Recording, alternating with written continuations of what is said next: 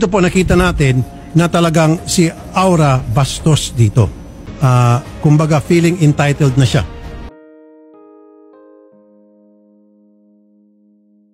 Sumabog sa galit sa init ng ulo si Senator Raffy Tulfo nang malaman niya na si Aura Breguela talaga ang tunay na may sala sa naganap na karambola sa poblasyon Makati Bar. Nung una ay patas ang pahayag ni Senator Raffy patungkol sa kasong ito. Isa kasi si Sir Raffy sa tumututok sa kaso ni Aura dahil gusto niya managot kung sino ang may sala sa naganap na karambola ng dalawang grupo. Inihayag ni Senador Raffy na entitled si Aura at Bastos sa kanyang naging video sa kanyang programa na Raffy Tulfo in Action kahapon July 4. Sinabi ni Idol Raffy na Bastos feeling entitled sa kanyang ginawa kay Mark Ravenna.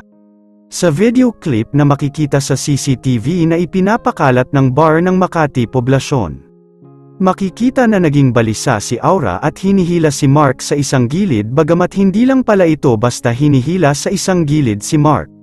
Dinadala ni Aura Breguela si Mark Ravenna sa isang VIP room ng bar at dito nais kausapin ang lalaki na si Mark.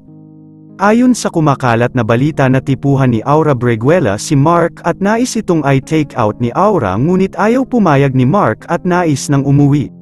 Dahil napagbigyan na ni Mark Ravenna si Aura na habarin ang kanyang t-shirt para matapos na ang lahat at sila ay makauwi na. Ngunit hindi nagustuhan ni Aura ang pangyayari na t-shirt lang ang hinubad ni Mark hindi ang pang-ibaba nito kaya't dito na hinayla ni Aura si Mark papuntang VIP room at dito sana balak sabihin ni Aura kay Mark na tanggalin niya ang kanyang pang-ibaba. Ngunit pumiglas ang lalaki at umalis na sa bar.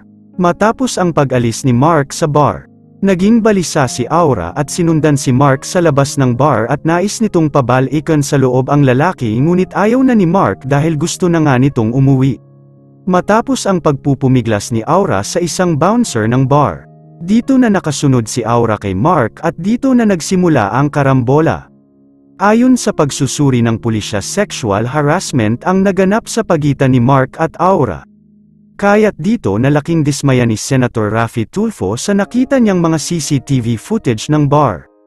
Ano sa tingin mo, dapat bang mapawalang bisa ang kaso ni Aura o hindi? Comment mo sa ibaba.